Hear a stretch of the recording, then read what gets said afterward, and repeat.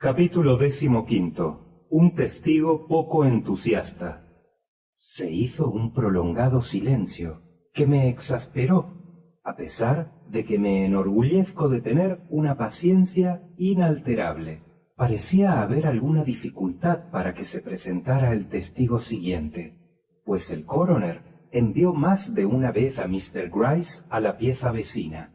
Finalmente, cuando la impaciencia general parecía a punto de estallar, se adelantó un caballero cuyo aspecto, en lugar de calmar los espíritus, los exaltó por el contrario a un grado extremo. La persona en cuestión me era por completo desconocida. Era un guapo mozo, un mozo guapísimo si he de decir la verdad. Pero no fue esa la consideración que hizo prestar al público una atención perfecta. Parecía haber otra cosa, algo completamente extraño a su comparición como testigo. Las personas parecían ser presa de un súbito entusiasmo, que se traducía por sonrisas, por cuchicheos, por codazos significativos, sobre todo de parte de las mujeres. Noté también que los jurados prestaban mayor atención. Por último, su nombre llegó a mis oídos, y por más que ese nombre despertase en mí también una viva curiosidad, reprimí toda manifestación exterior, no queriendo contribuir a aquel espectáculo de esnobismo. Randolph Stone, como novio de la riquísima Miss Althorpe, era en New York un personaje importante. Aunque mucho me alegraba de tener aquella ocasión de verle, no quise perder la cabeza ni olvidar el motivo que lo traía ante nosotros. No pensé, sin embargo, que nadie en el salón lo mirase con más atención que yo.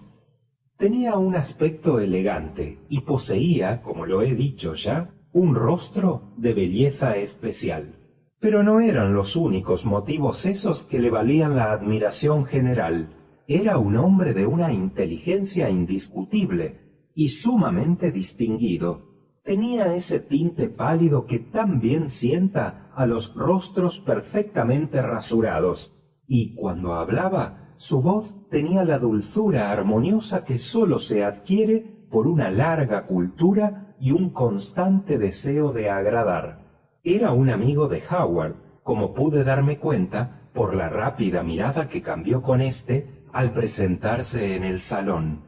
No era, sin embargo, en calidad de amigo como allí comparecía, y aquello se adivinaba fácilmente por la estupefacción con que le reconoció el joven Van Burnham, así como por el indicio de vacilación que se manifestaba bajo la actitud cortés del mismo testigo. A pesar de conservar toda su sangre fría y de mantenerse perfectamente respetuoso, mostraba por todos los medios posibles lo doloroso que era para él tener que agregar el menor detalle a las pruebas aplastantes que continuaban acumulándose contra un hombre con el que vivía sobre una base de intimidad más o menos grande.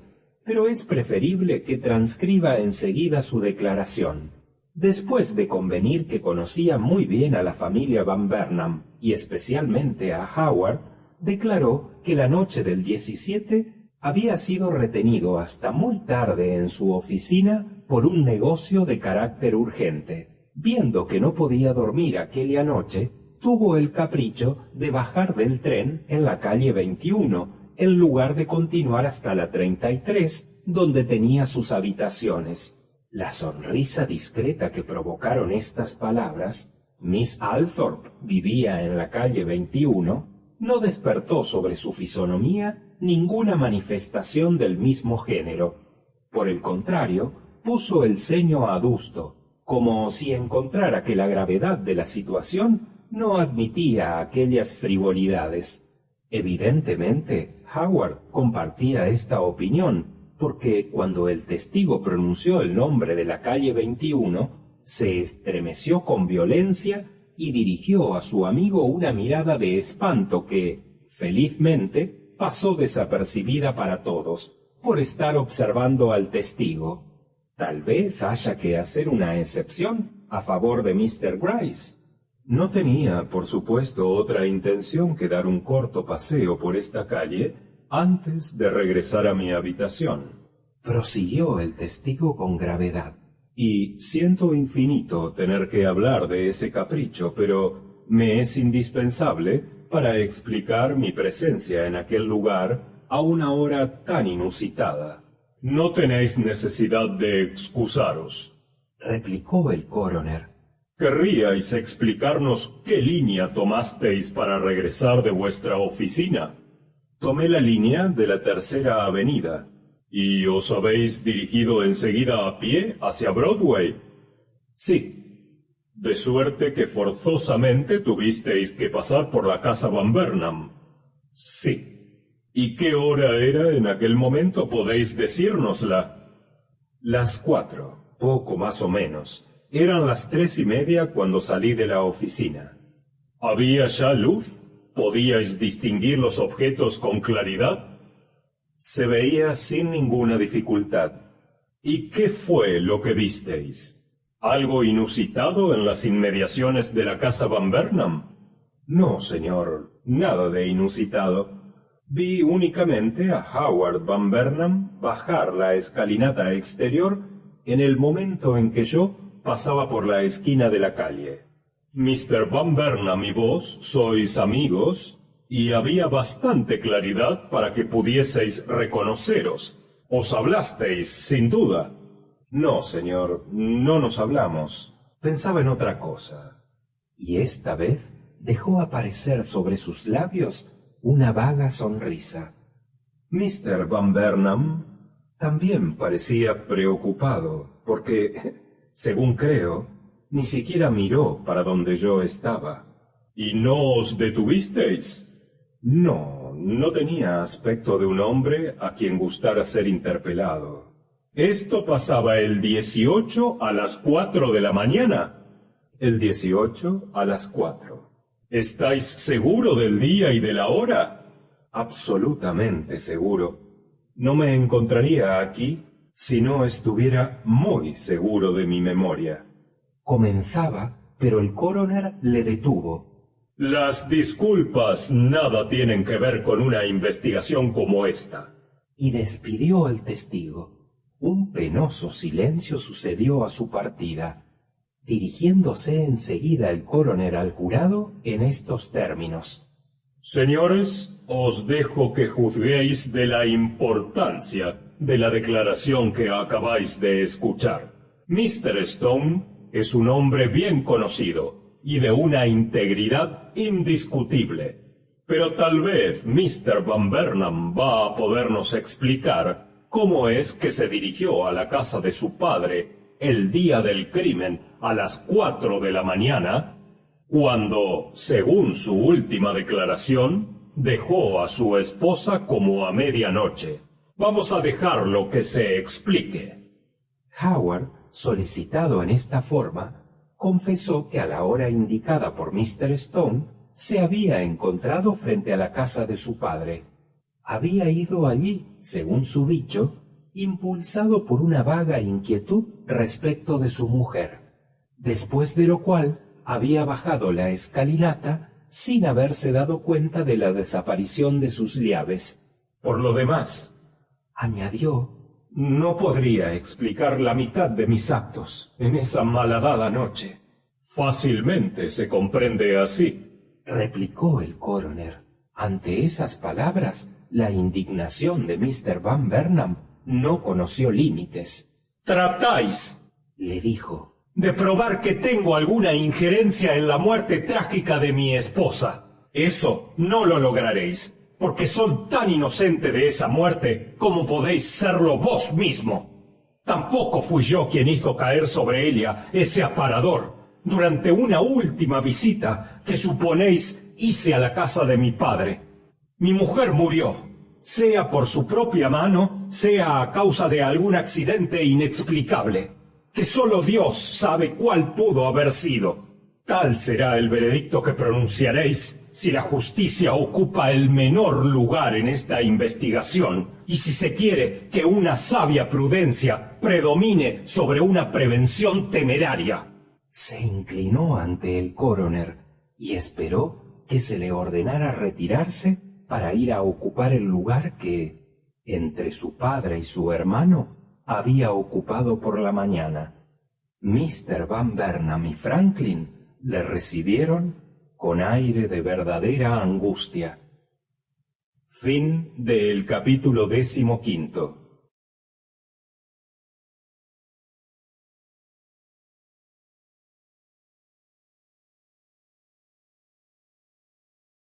Capítulo 16. Las vueltas de un laberinto. Mi cocinera me había preparado una comida de las más suculentas, suponiendo, sin duda, que después de un día tan lleno de fatigantes emociones, debía yo experimentar gran necesidad de reconfortarme, pero no pude comer gran cosa. Mi espíritu se encontraba sobreexcitado. ¿Podía acaso esperar que el jurado de que se trataba pudiera dar un veredicto razonable? A las 7 me levanté de la mesa y fui a encerrarme a mi alcoba, resuelta a no aceptar ni tregua ni reposo antes de haber sondeado mi propio espíritu y antes de encontrar una explicación a los acontecimientos del día. La cuestión, la gran cuestión, consistía en saber hasta qué punto podía concederse fe a la declaración de Howard. ¿Era acaso, a pesar de sus afirmaciones, el asesino de su mujer? Para la mayoría de las gentes, la respuesta era sencilla. Según la expresión de las caras, era fácil ver que la multitud que estaba a la salida de la sala de audiencia ya lo había condenado de antemano. Pero este juicio temerario no me influenciaba en lo más mínimo. Tenía la intención de no fijarme en la superficie de las cosas, y mi temperamento se oponía a la culpabilidad de Howard, con todo y a la mala impresión que me habían causado sus mentiras y contradicciones. Sin embargo, se podía admitir, con la razón más elemental, que él era el asesino, que había matado a su mujer en la primera visita, y que hizo caer el cofre sobre ella en la segunda. ¿Esta hipótesis no lo explicaba todo? Quedaba un punto importante, y este solamente era conocido por mí. Era el testimonio del reloj. Este demostraba que el cofre había caído a las 5 de la mañana, mientras que, según el señor Stone, eran las 4 cuando Van Burnham había dejado la casa paterna. El reloj ¿era un testigo del cual se podía fiar? ¿Estaría descompuesto con anterioridad? ¿Funcionaba regularmente a la hora del accidente?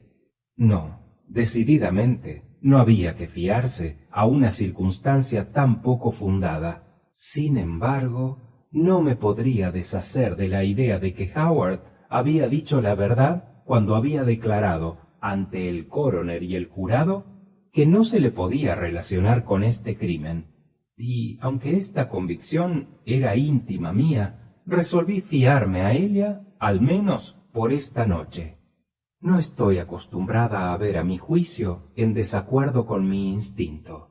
¿Tenía yo alguna razón para creer lo que me figuraba? Howard me había parecido que era inocente en el momento que todas las sospechas se acumulaban sobre su cabeza. Pero esta actitud podía ser ficticia, como era el aire indiferente que había adoptado desde el principio de la averiguación. Necesitaba una razón más convincente que esta. ¿Existía algún indicio en favor de Howard? Ninguno, si no era el del famoso reloj. Viendo lo débil de la hipótesis que yo había construido con tanto empeño, me levanté de la mesa donde tomé el café y me preparé a recibir las visitas acostumbradas. Esa misma tarde se habían tomado todas las disposiciones para el entierro de Mrs. Van Burnham, y como el cortejo debía salir de la casa vecina, gran número de mis visitantes habían venido simplemente para poder presenciar desde mis ventanas a las idas y venidas de los invitados a la ceremonia. Pero no me presté a esa pequeña combinación. No podía soportar esta curiosidad inocente. En consecuencia, antes de las 9 procuré quedarme sola para dedicar toda mi atención al asunto importante que tenía pendiente, cosa que me era imposible hacer con 6 amigos parlanchines que me rodeaban. Fin del capítulo 16.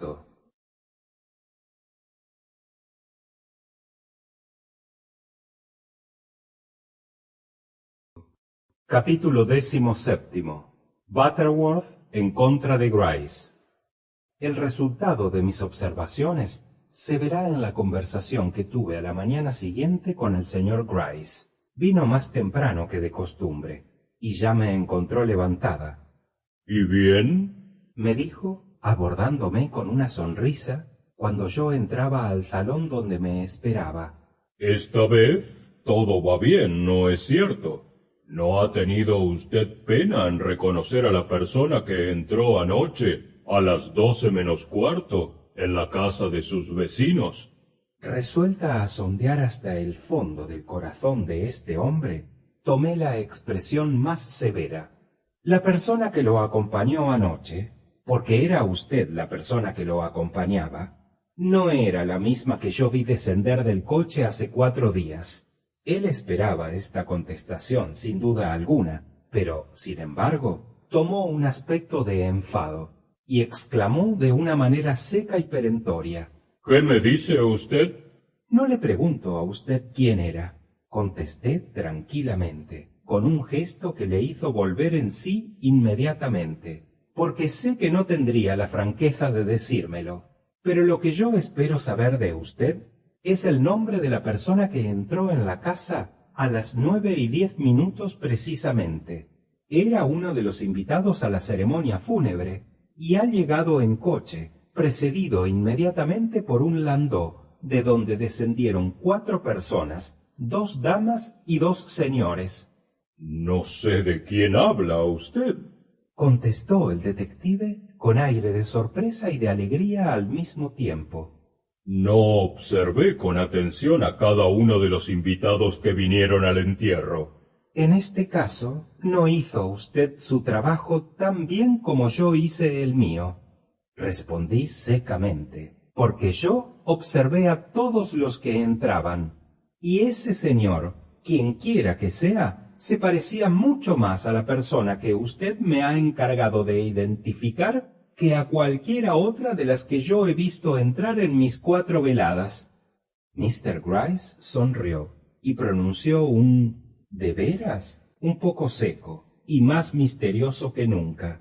Comencé a ponerme nerviosa, pero guardé, sin embargo, mi actitud tranquila y apacible. ¿Howard concurrió al entierro de su mujer?, pregunté. Sí, acudió, señorita. ¿Vino en coche? Sí, señorita. ¿Solo? Sí, él se creía solo. En tal caso, no puede ser más que él. Es lo que yo no sé, señorita. Entonces, usted no reconoció al hombre que yo le traje anoche a la casa vecina. Me dijo tranquilamente, sin ocuparse más de mi pregunta, lo que no dejó de molestarme. Hizo como que se iba, y como yo no sabía si su disgusto era real o simulado, lo dejé ir hasta la puerta sin contestar, pero como puso la mano sobre el picaporte le dije, Mr. Grice, no sé lo que piensa usted sobre este asunto, ni siquiera si desea usted conocer mi opinión, pero sin embargo se la voy a comunicar. Yo no creo que Howard haya matado a su mujer con un alfiler de sombrero. Realmente, contestó el anciano, hablando de su sombrero de una manera irónica, que no merecía esta prenda inofensiva. ¿Y por qué, señora Butterworth? ¿Por qué? Debe usted tener buenas razones para abrigar semejante opinión. Tengo sobre este asunto una intuición apoyada por algunos argumentos. La intuición no tendrá ninguna importancia a su modo de ver, pero los argumentos podrán ser, cuando menos, de algún peso, y se los voy a confiar. Se lo suplico, dijo, en un tono de burla que encontré sumamente incorrecto, pero que le perdoné en vista de su edad y de su aspecto paternal y protector. Y bien, le dije, he aquí una. Si se hubiera tratado de un crimen premeditado, si hubiera odiado a su mujer y hubiera pensado que su interés exigía hacerla desaparecer, ¿cree usted que un hombre, teniendo el buen sentido de Mr. Van Burnham, no hubiera escogido para matarla cualquier otro lugar que la casa paterna? Por otra parte, si la hubiera conducido con buena fe, y si la muerte de su esposa hubiera resultado un pleito, el medio que usó para matarla es de lo más primitivo. A un hombre enojado no se le ocurre acudir a una operación quirúrgica de las más delicadas para matar, y utiliza sus manos, tal como lo ha sugerido el propio Mr. Van Burnham. No le reprocho a usted, Miss Butterworth, de tener tan buena opinión de este joven interesante, pero de ninguna manera digno de confianza. El buen corazón de la mujer le impide siempre juzgar a los criminales como se lo merecen. Y, sin embargo, usted verá que mi instinto es justo, aun cuando mi juicio no lo sea. Me hizo un profundo saludo, tan lleno de corrección como falto de convicción. No tiene usted necesidad de ser tan galante conmigo. Si jamás intervengo en este asunto, no será como colaboradora suya, sino más bien como su rival. ¿Como mi rival? Sí, como su rival. Y los rivales no son nunca buenos amigos hasta que uno de ellos ha sido derrotado por completo. Miss Butterworth, me veo ya completamente derrotado y a sus pies. Al decirme esto, abrió la puerta y desapareció, no sin permitirse una sonrisita que dio por resultado que reforzara yo mi resolución de obrar por cuenta propia. Fin del capítulo 17.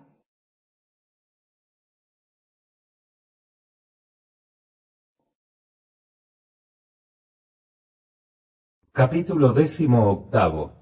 El pequeño cojinete de alfileres.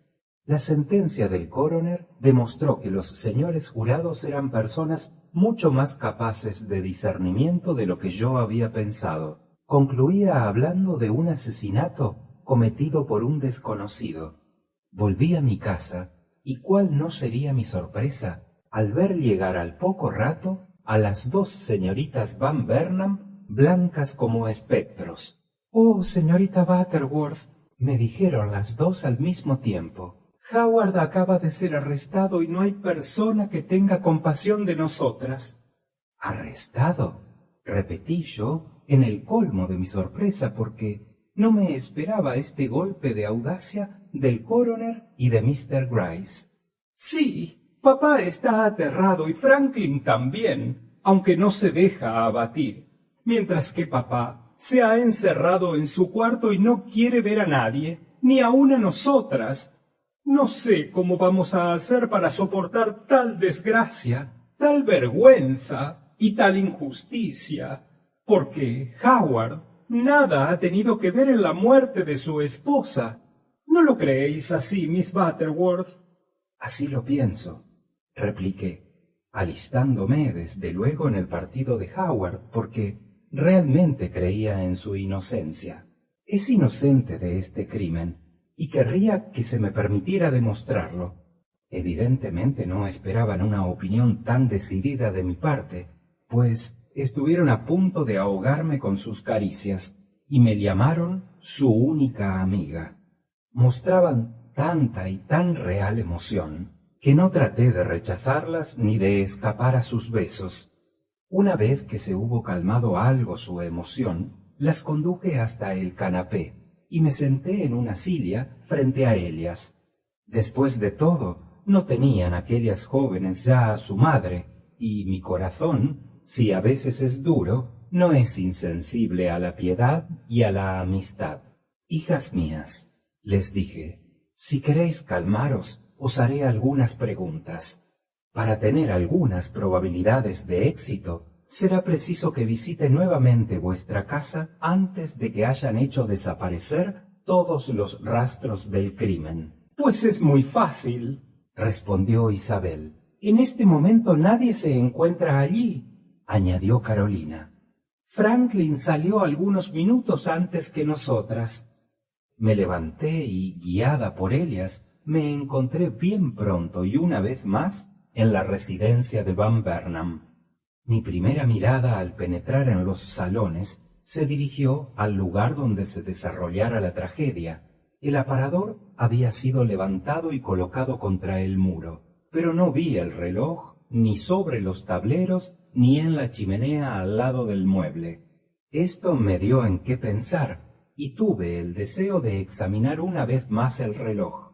Al hacer algunas preguntas en apariencia insignificantes, descubrí que se le había transportado a la tercera pieza del piso bajo. Le encontramos acostado en un tablero de la despensa donde Mr. Gryce había descubierto el famoso sombrero.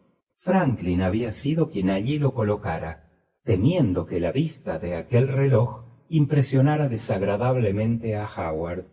Me di cuenta de que las agujas estaban siempre en la misma posición, de lo que deduje que ni él ni ningún miembro de la familia se habían apercibido de que tenía cuerda. Habiéndome dado cuenta de este detalle, asombré a mis dos jóvenes, suplicándoles que lo quitaran del tablero y lo pusieran de pie sobre la mesa. Tan pronto como hicieron lo que les pedí, el reloj se puso a andar, como había ocurrido cuando lo había puesto en pie algunos días antes. Las jóvenes, en el colmo de su asombro, cambiaron entre sí una mirada. «¡Pero si está andando!», exclamó Carolina. «¿Quién pudo haberle dado cuerda?», preguntó Isabel. «Escuchad», les dije, porque el reloj había empezado a dar la hora. Dio 5 toques. «¡Por vida mía! ¡Es un misterio!», exclamó Carolina.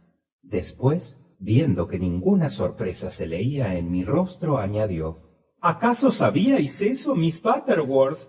«Mis queridas amiguitas», me apresuré a responder con toda la importancia que sé dar en mis momentos de mayor seriedad, «debo suplicaros que jamás me interroguéis sobre ningún punto del que no os hable yo misma.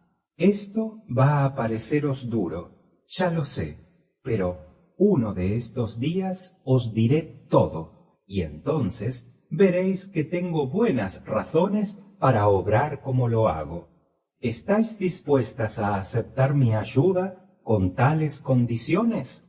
«Seguramente que sí», contestaron con vivacidad, pero se veía que estaban decepcionadas. «Y ahora», les dije, «dejad el reloj donde lo habéis puesto, y cuando vuelva vuestro hermano, mostrádselo, y decidle que habiendo tenido la curiosidad de examinarlo, os habéis sorprendido al ver que andaba, y que allí lo habéis dejado para mostrárselo.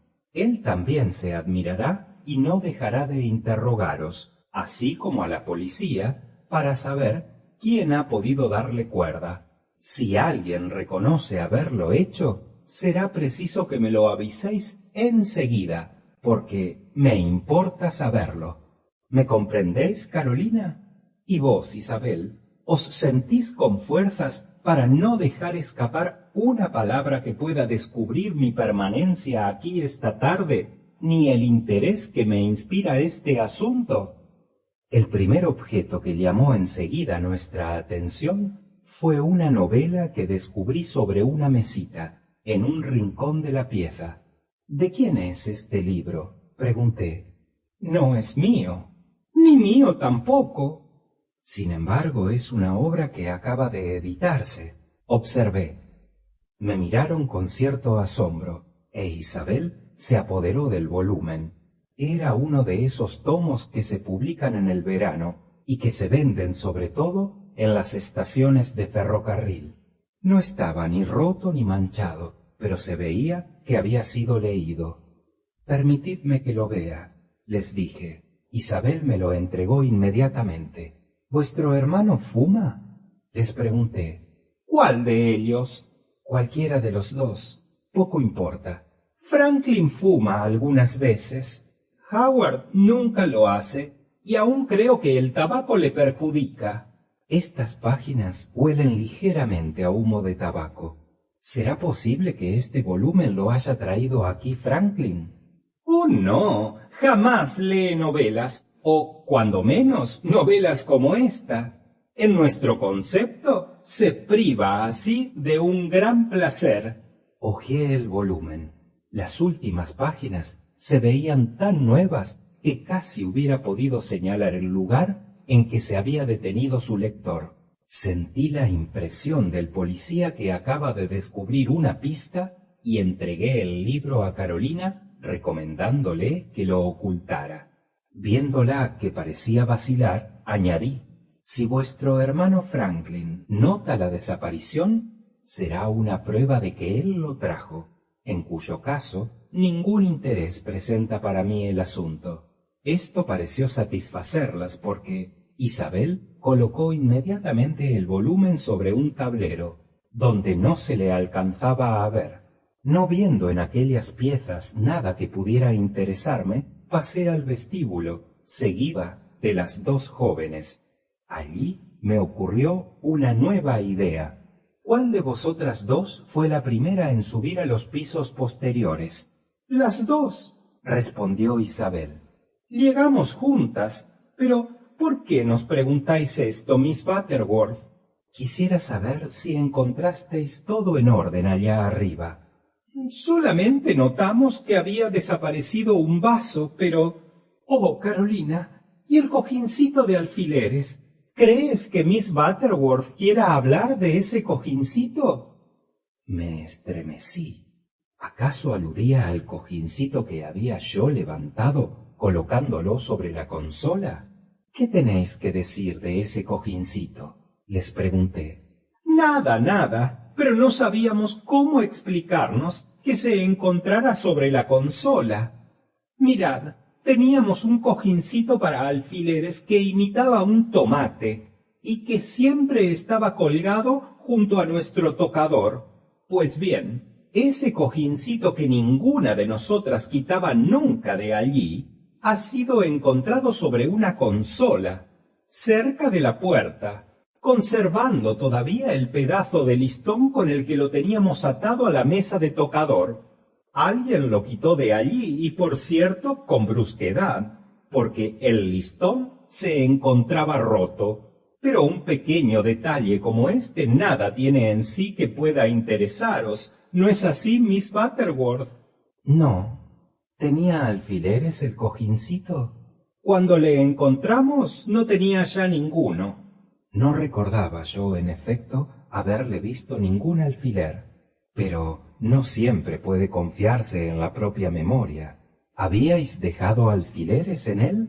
Es muy posible, aunque no me acuerdo. ¿Cómo podría acordarme de semejante detalle? ¿Tenéis acaso algún alfiler como los que guardabais en ese cojín? Pregunté a Carolina. Se buscó en el cinturón y en el cuello, moviendo enseguida la cabeza. Puede ser que alguno tenga arriba, me respondió. En ese caso, id a buscarme uno. Pero antes de que pudiera alejarse, la detuve por el brazo. ¿Acaso alguna de vosotras durmió en esa pieza la noche pasada? Agregué. No, queríamos primero acostarnos allí, respondió Isabel. Pero Carolina tuvo el capricho de dormir en uno de los cuartos del tercer piso, asegurando que quería alejarse lo más posible de los salones. Entonces quisiera dar un vistazo a la alcoba del segundo piso. Aquel cojín, arrancado de su lugar habitual, me había sugerido una idea. Subimos, recorrimos silenciosamente la pieza y acabé por detenerme frente a la cama, que, por su aspecto, me hizo preguntar desde luego si se la había arreglado recientemente. Me aseguraron las jóvenes que no, añadiendo que siempre gustaban de tener sus camas arregladas, porque les desagradaba entrar a una pieza desfigurada por los colchones descubiertos. Tuve deseos de hacerles un discurso acerca de los cuidados que debía tener una buena señora de casa, pero me contuve, y mostrándoles un ligero hueco en la superficie de la cama, añadí: ¿Acaso alguna de ustedes hizo esto? Movieron la cabeza negativamente, asombradas. ¿Y qué tiene eso de particular?, contestó Carolina, pero le hice una señal para que me trajera el cojincillo de alfileres, haciéndolo ella así, y cuando lo coloqué sobre el lugar en cuestión, se vio que correspondía exactamente al hueco que aparecía en la cama. «Sois asombrosa, amiga mía», exclamó Carolina. «¿Cómo ha podido ocurriros tal idea?». Pero calmé con una mirada de entusiasmo. Recogí el cojín de alfileres y lo coloqué entonces sobre una parte de la cama, en la que aparecía la colcha perfectamente lisa. «Ahora quitadlo», les dije, y vieron que un segundo hueco se había producido idéntico al anterior. «Ahora veis dónde ha estado colocado ese cojín antes de que se le pusiera sobre la consola», les dije. Después recordé a Carolina que me había ofrecido un alfiler.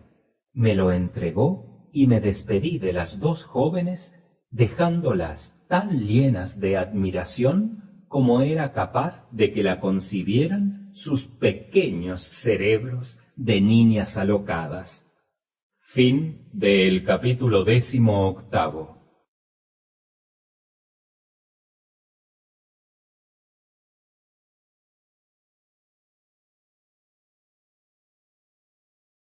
Capítulo 19.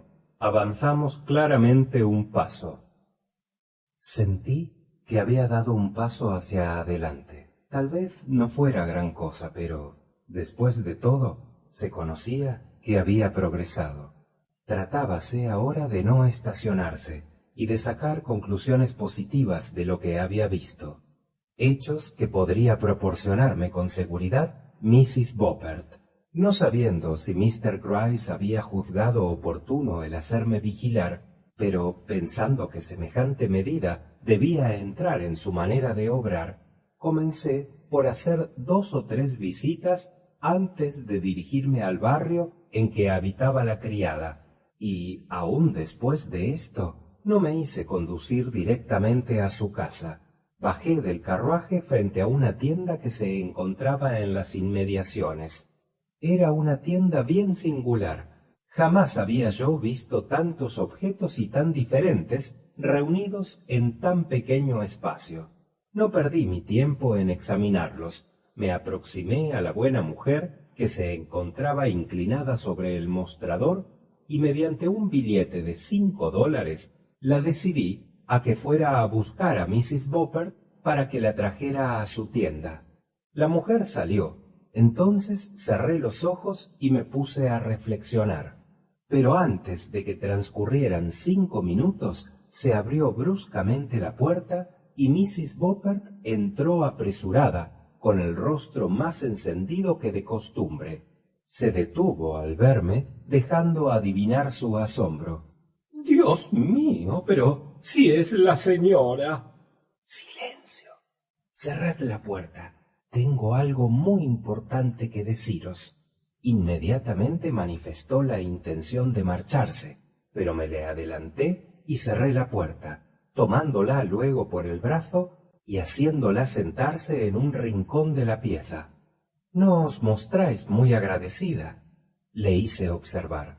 «Os he prestado un servicio, ¿no es así? La policía no ha descubierto que teníais que ver en la muerte de aquella mujer, ¿no es así?» «No, señora, no. Cuando una señora como vos acaba de declarar que vio entrar a la joven dentro de la casa a medianoche, ¿cómo podían dejar de creerle? Jamás me han preguntado si sabía yo lo contrario». «Por supuesto», le contesté, casi aturdida por el éxito que acababa de coronar mis esfuerzos, pero sin dejar que apareciera mi satisfacción. No me convenía que os inquietaran. «Gracias, señora, pero ¿Cómo sabíais que la joven había ido a la casa antes de que yo saliera? ¿Acaso la habéis visto? Aborrezco la mentira como al veneno, y en este caso tuve que apelar a todos mis principios cristianos para no mentir. No, le dije, no la vi, pero no tengo necesidad de servirme siempre de mis ojos para saber lo que pasa en la casa de mis vecinos. Oh, señora, sois realmente admirable. Yo quisiera parecerme a vos, pero ¿qué es esto? Es solamente una caja para té que hice caer empujándola con el codo. Todo me hace temblar. Tengo miedo hasta de mi sombra desde que vi a aquella pobre muchacha tirada bajo el mueble. Eso no me asombra. Yo creo que ella misma fue la que hizo caer el aparador sobre su persona. ¿No lo creéis así, señora? Nadie entró allí para asesinarla, pero ¿cómo es que tenía aquella ropa?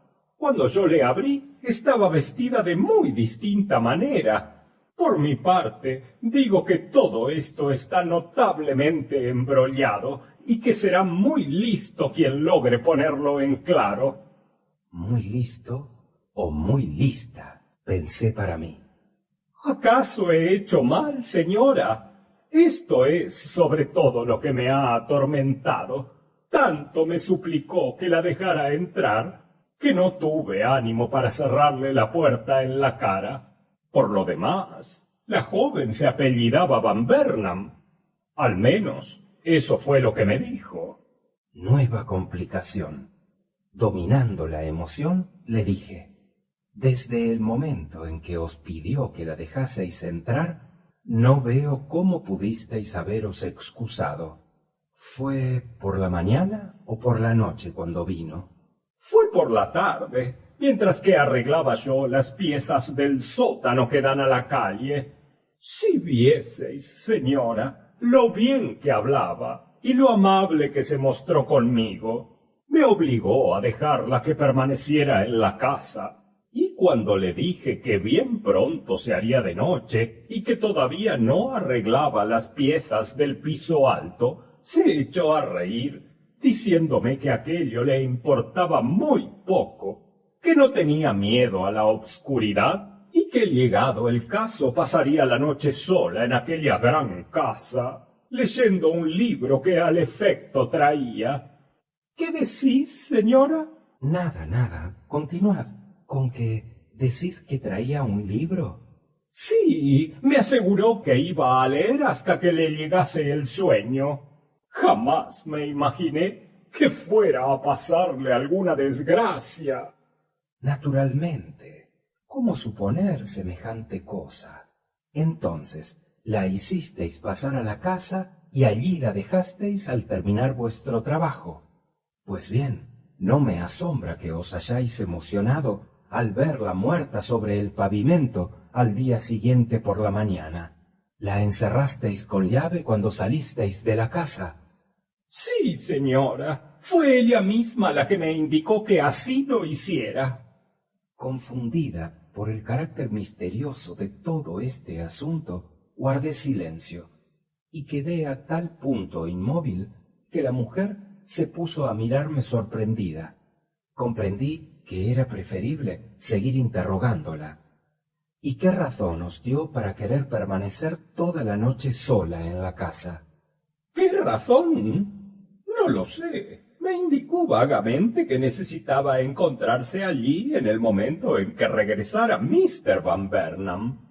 No entendí bien lo que me dijo. Me preocupaba mucho la idea de que la pobre joven nada tenía allí que comer.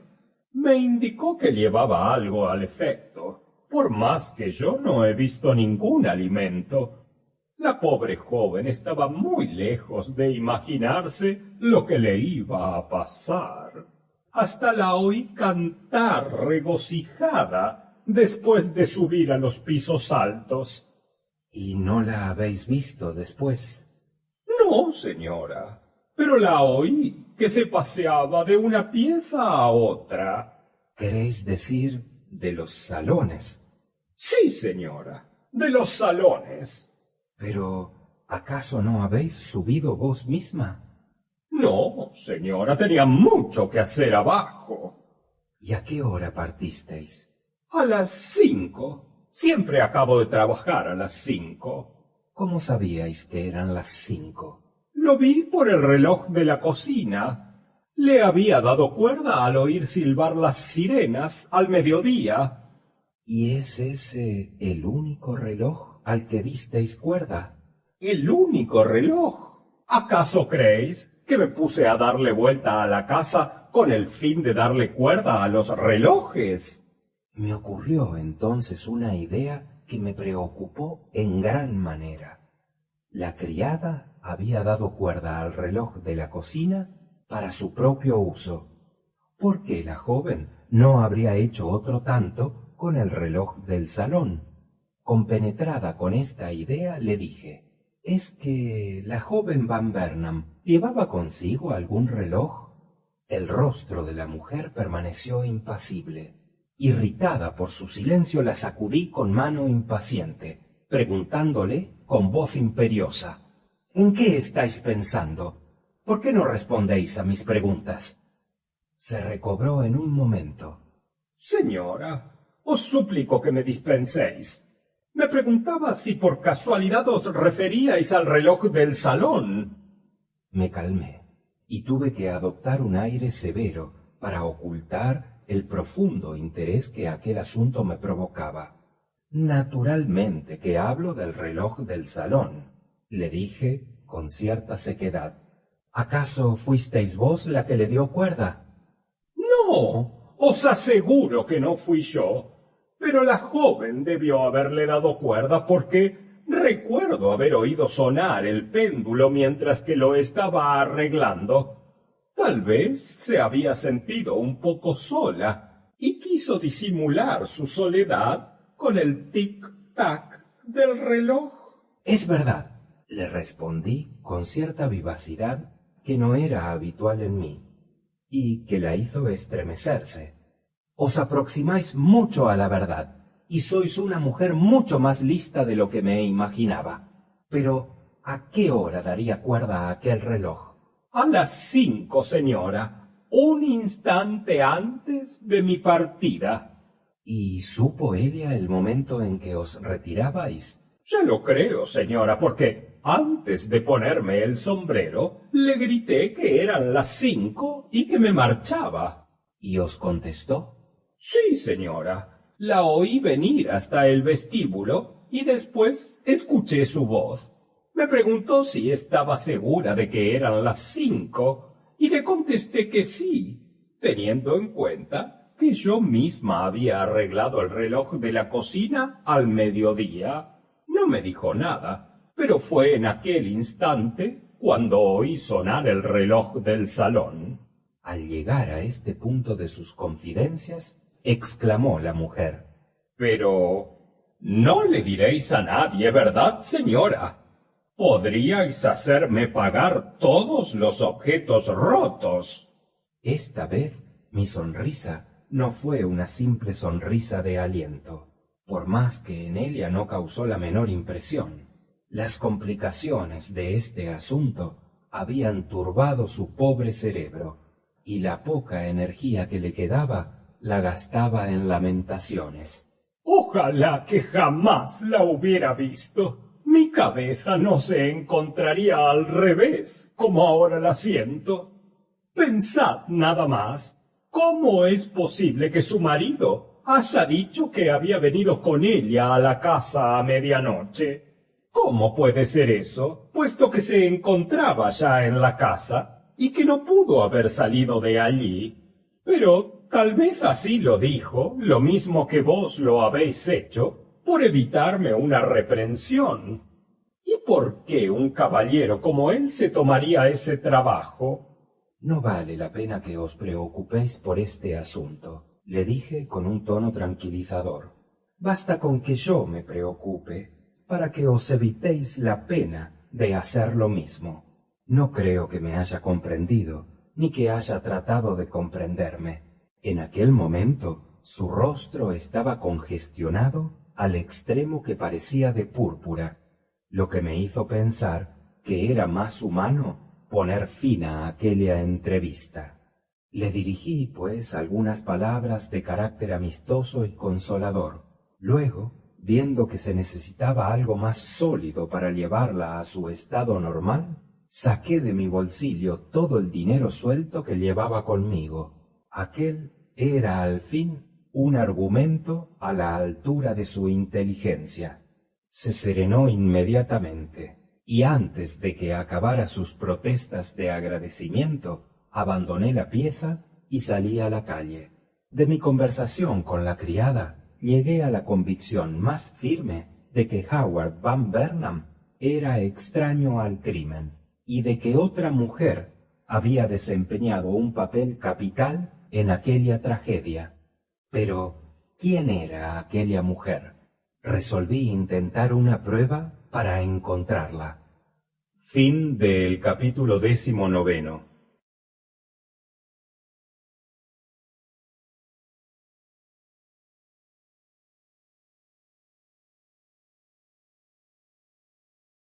Capítulo 20.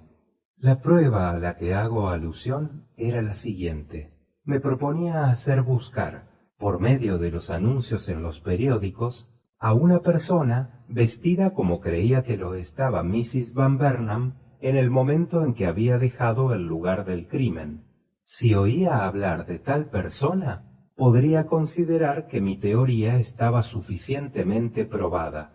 Escribí, pues, el siguiente anuncio. Se desea encontrar a una señora que buscaba alojamiento en la mañana del día 18 del corriente.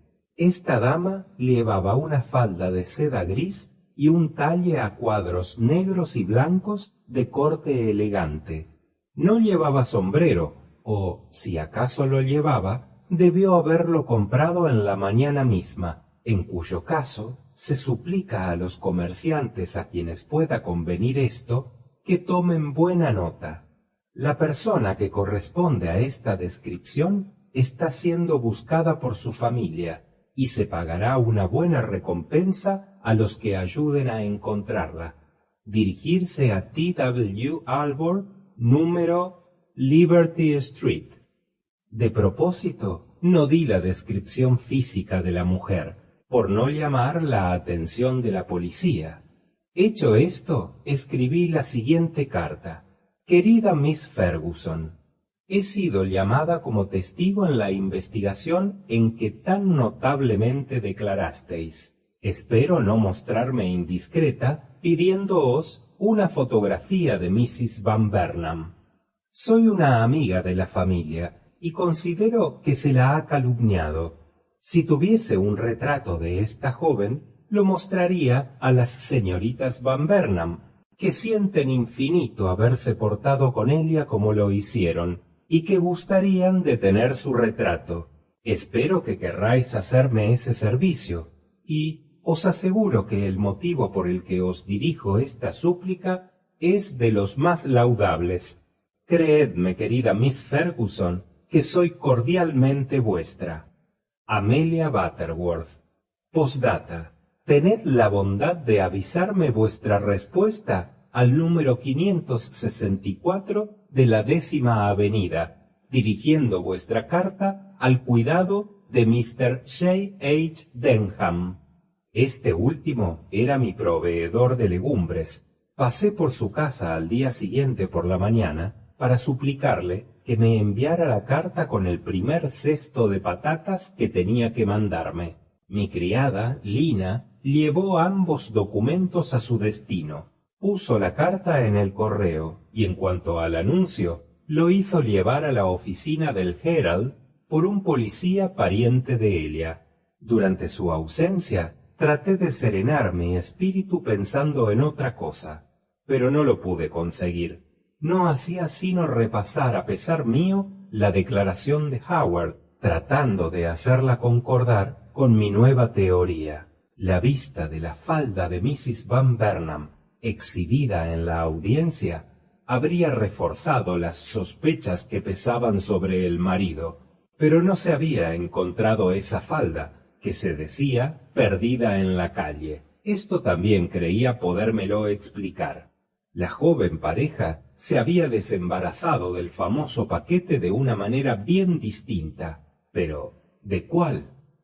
Resolví ir a dar una vuelta yo misma por la calle en cuestión, porque de esta manera podía tener una idea exacta de la facilidad o de la dificultad para deshacerse de un paquete comprometedor, sea ocultándolo, sea haciéndolo desaparecer. Una vez tomada esta resolución, reflexioné en la mejor manera de ejecutarla. No soy miedosa, pero tengo que velar por mi reputación. ¿Y qué razón podía tener Miss Butterworth para pasearse a medianoche por las calles de la ciudad? Cuando volvió Lina, pretexté necesidad de ir a la farmacia, y salimos juntas, con gran estupefacción suya. Hay en la Tercera Avenida cierto farmacéutico que me vende las medicinas que necesito, y fue hacia su botica hacia donde ostensiblemente dirigí mis pasos, pero tuve cuidado de tomar por la avenida Lexington y por la calle 27. Al aproximarme al lugar donde había sido vista la misteriosa pareja, examiné con cuidado los alrededores para darme cuenta de los escondites posibles que ofrecían. Me detuve en la esquina de la Tercera Avenida. No había visto hasta allí sino escalinatas desiertas, y a mi vista no se había presentado nada que pudiera servir de escondite para paquetes estorbosos. Me detuve bajo el reverbero de la esquina para reflexionar, sin prestar atención a Lina, quien dulcemente me estiraba de la manga para conducirme a la farmacia. Dirigiendo mis miradas a derecha e izquierda, buscaba una inspiración. Una creencia casi obstinada en mi propia teoría me hacía rechazar la idea de la vieja que se decía había encontrado la pareja. ¿Acaso habían arrojado sencillamente su paquete en mitad de la calle? Mientras que así pensaba, mi vista se dirigió hacia la única tienda que se encontraba todavía abierta e iluminada. Era la pobre morada de un lavandero chino, y por la ventana le vi planchando, a pesar de lo tardío de la hora. Crucé tan bruscamente la calle que Lina tuvo un sobresalto. «¡No es por allí!», me gritó. «Miss Butterworth, lleváis mala dirección». Pero continué sin volver la cabeza, y no me detuve sino al llegar frente a la lavandería. «Tengo un negocio que arreglar aquí», le dije a Lina a manera de explicación. «Esperadme en la puerta, y no os conduzcáis como si pensaseis que he perdido la cabeza, porque nunca he estado más sana de espíritu que en este momento». Estaba tan habituada a obedecer que hizo lo que le mandé. La sorpresa que se pintó en el rostro del chino al ver ante él a una dama de cierta edad y de un aspecto severo me contuvo por un momento. Pero, bien mirado, comprendí que su misma sorpresa era explicable, y apelando a todo mi valor, pregunté con toda la cortesía que era capaz de mostrar a un hombre de esta odiosa raza: ¿acaso un señor y una señora que llevaba un grueso velo no dejaron en vuestra casa un paquete hace algunos días, como a esta hora? ¿Ropa de mujer? Sí, señora. Aún no está lista. La señora me había dicho que no vendría a recogerla antes de una semana. Entonces es la ropa a que me refiero. La dama murió súbitamente, y el caballero se encuentra viajando. Será preciso que guardéis esa ropa mucho tiempo. Pero si yo lo que necesito es dinero y no ropa. Si queréis, yo os pagaré. Poco me importa que la ropa no haya sido planchada. Os entregaré la ropa siempre que me deis el boleto. Si no hay boleto, no hay ropa. Aquel era un gran contratiempo, pero como, después de todo, no tenía mucho empeño en obtener aquella ropa, y sólo quería mirarla, allané bien pronto la dificultad. No quiero llevármela esta noche, repliqué. Quería solamente convencerme de que aquí se encontraba. ¿Qué día vinieron esas personas? El martes en la noche, muy tarde. Un caballero y una señora muy elegante. Ella quería hablar, pero él no la dejó. Como veis, la ropa está ya lavada, pero aún no la plancho. Estaba tan admirada por mi propia perspicacia que permanecí ante el chino sin decir nada durante algún tiempo. Las prendas de ropa que se encontraban a mi vista eran menos finas de lo que yo esperaba y llevaban una marca con tinta indeleble consistente en las dos letras O-R. Al abandonar la lavandería era tal mi aire de satisfacción que Lina no sabía qué pensar acerca de mí. Después me ha explicado que tenía yo el aspecto de una persona que quiere gritar victoria, aunque creo que no me abandoné a ese extremo. Sin embargo, a pesar de todo mi contento, solamente había descubierto el paradero de uno de los paquetes. Habría sido preciso llegar a encontrar la pista de los demás objetos, pero aparentemente mi capacidad no llegaba a tanto. Maquinalmente nos habíamos dirigido en la dirección de la farmacia, y fue al llegar a la acera cuando acepté aquella conclusión. Había llovido recientemente, y se había formado un arroyuelo en la orilla de la acera, para irse a perder después en la boca de un resumidero. Al ver aquello, se hizo un rayo de luz en mi espíritu. Me dije que si hubiese tenido el deseo de desembarazarme de un objeto comprometedor, lo habría depositado en la entrada de uno de estos resumideros, empujándolo después con el pie. Persuadida de haber encontrado la explicación del paradero del segundo paquete, continué mi camino. Si hubiera tenido la policía a mis órdenes, habría hecho buscar en los 4 resumideros de aquella esquina. Volvimos a casa en carruaje, después de haber visitado la farmacia. No quisiera emprender un nuevo paseo nocturno con Lina por la calle 27. Fin del capítulo 20.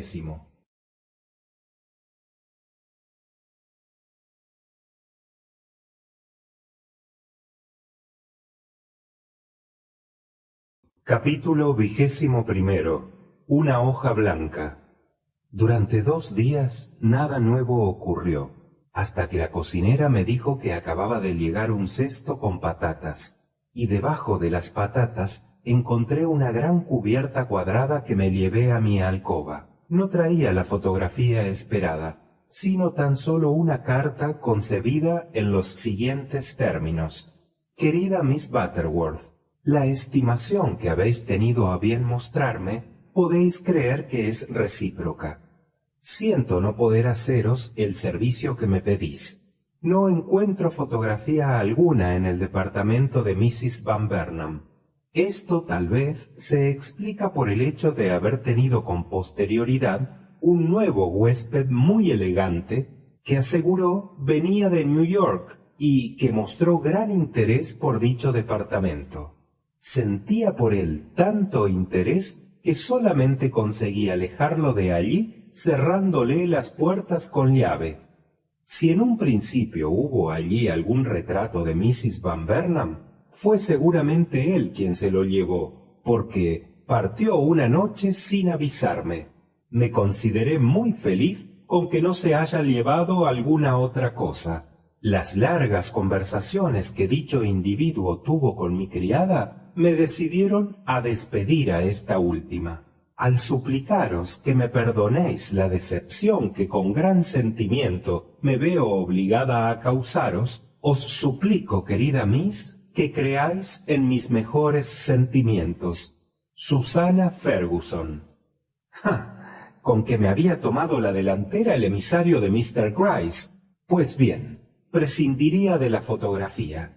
Tal vez era indispensable aquel retrato para Mr. Gryce, pero Amelia Butterworth. Esto ocurrió un jueves. El sábado por la noche se me llevó el informe que había pedido. Me llegó en forma de una carta dirigida a Mr. Alvord, que me trajo Mr. Alvord mismo. Era una contestación al aviso que había yo hecho insertar en los periódicos, y excusado es decir el apresuramiento con que la leí.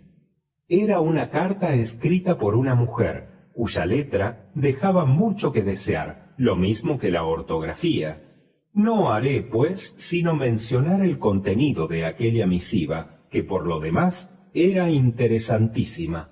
La persona que había escrito la carta y cuyo nombre, bastante difícil de descifrar, me pareció ser Berta Desberger, me decía conocer a una joven cuya descripción correspondía a la que había dado yo en mi aviso. Agregaba que si quería yo ir a verla a su habitación en la calle Novena Oeste el domingo por la tarde a las 4, podría darme más concretos datos.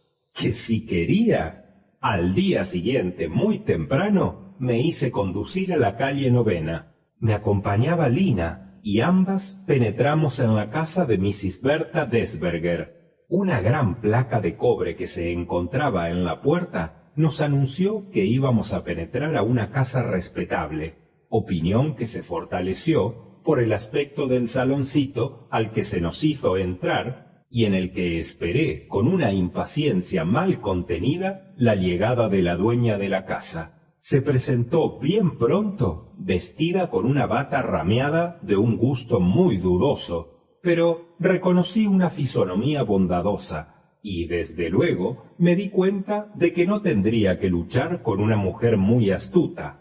Mrs. Desberger había visto el carruaje de pensión que estaba detenido frente a su puerta, y las sonrisas se sucedían en su rostro sin interrupción.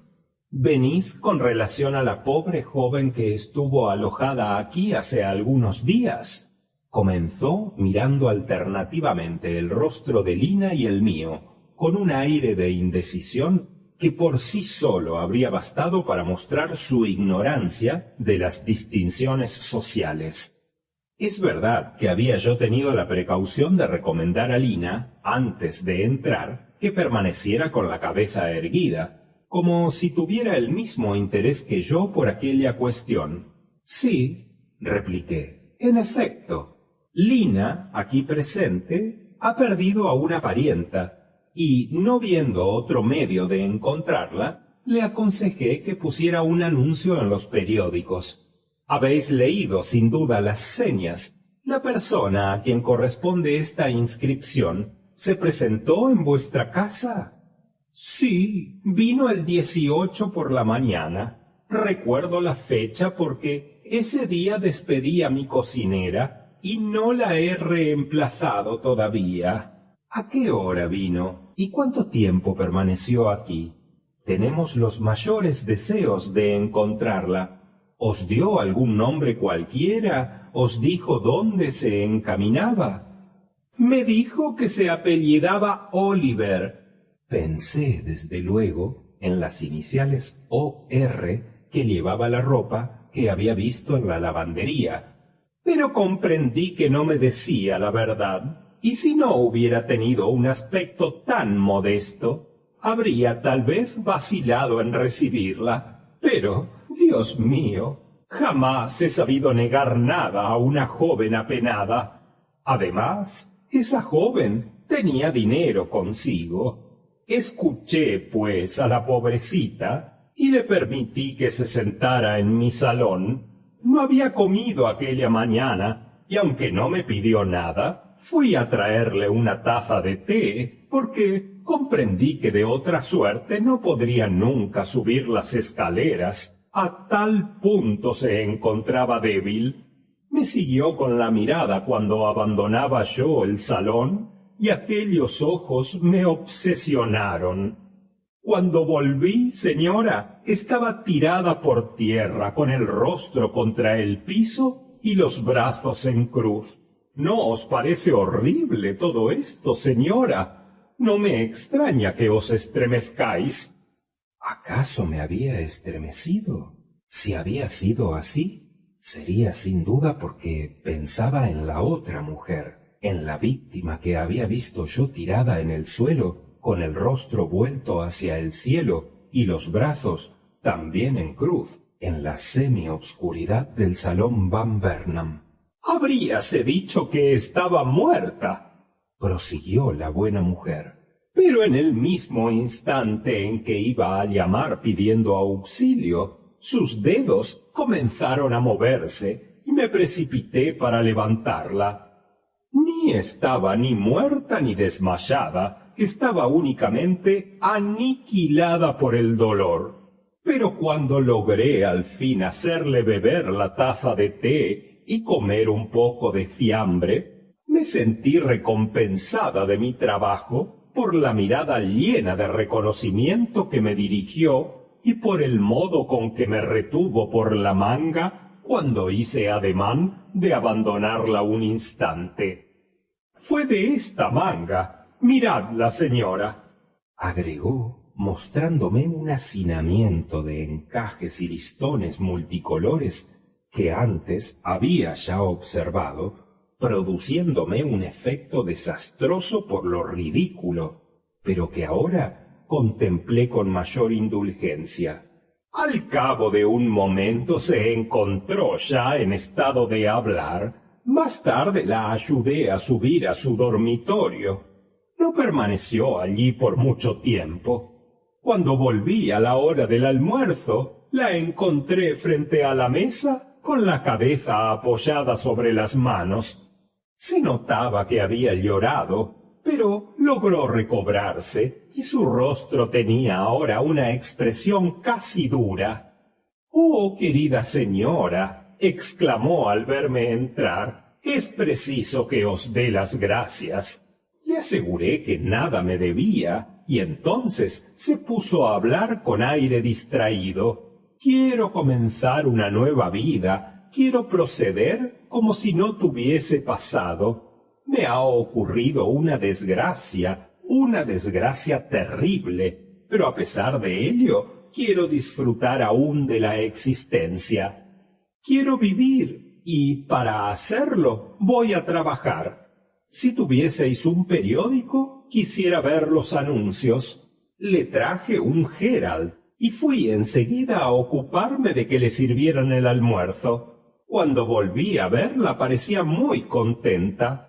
«He encontrado lo que me hace falta», exclamó, «un destino de dama de compañía, pero no puedo irme a presentar con este traje». Y miró su traje como si le causara horror, lo que no puedo explicarme porque era de última moda, bastante elegante para ser digno de la hija de un millonario. Debo confesar, sin embargo, que por lo que a mí me toca, prefiero los colores más vivos. «¿Tendríais la bondad», me dijo con timidez, «de hacerme algunas compras si os diera el dinero necesario? Ahora bien, si hay algo que me guste en el mundo, es, sin duda, recorrer los almacenes». Así es que le dije que me encontraba dispuesta a hacerle aquel servicio, y por la tarde me puse en campaña con una regular suma de dinero para comprarle la ropa. Hubiera encontrado aquello más divertido si mi joven pupila se hubiese concedido mayor amplitud en materia de elecciones. Vi, por ejemplo, una blusa verde y rosa que era un sueño, pero mi joven amiga se mostró muy apegada a sus ideas, y tuve que contentarme con comprarle algunas prendas muy sencillas. Las llevé yo misma a la casa, porque tenía gran empeño en presentarse desde luego para la colocación que se ofrecía en el anuncio, pero, ¡oh, Dios mío!, cuando subí a su pieza... ¿Había desaparecido acaso?, interrumpió Lina. «Oh, no, pero si hubieseis visto el espectáculo que se ofreció a mi vista. Allí en la chimenea se encontraban los restos de su hermosa blusa de seda humeando todavía. No pude retirar ni un pedazo del tamaño de mi mano». «Pero, sin embargo, lograsteis recoger algún fragmento», dijo Lina, obedeciendo a una mirada que le dirigí. Sí, algunos pequeños fragmentos. La seda era bellísima. Creo, por lo demás, que en mi cesto de costura guardo todavía un pedazo. Buscádmelo, os lo suplico, exclamó Lina. Quisiera tenerlo presente para ayudarme a recordarla. Aquí tenéis mi cesto de costura. Y aproximándose a una consola cubierta materialmente de chucherías, tomó un cesto del que sacó bien pronto un cuadrito de seda. Era, como nos había asegurado, de muy buena clase, y provenía sin duda alguna del traje que llevaba Mrs. Van Burnham al salir de Haddam. Sí, se trata de ella, dijo Lina, observando la expresión de mi rostro y guardando con cuidado el pedazo de seda en su bolsillo. ¿Con que decís que partió el mismo día?, pregunté yo, viendo hasta qué punto se le dificultaba a aquella mujer separar sus pensamientos del famoso vestido. Sí, señora, se hacía ya tarde y no creí que obtuviera la colocación que buscaba, pero me había prometido que en caso de fracaso volvería, y como no ha regresado, supongo que tuvo mejor éxito del que me había imaginado. ¿No sabéis a dónde fue? ¿No os hizo acaso alguna confidencia? No, pero como no había en el Herald de aquella fecha sino 3 anuncios solicitando damas de compañía, será muy fácil encontrarla. ¿Queréis ver los anuncios? Los he conservado por curiosidad. Acepté su oferta con gusto y nos trajo enseguida los extractos del periódico. Leí los 2 primeros sin ninguna emoción, pero la vista del tercero me conmovió profundamente.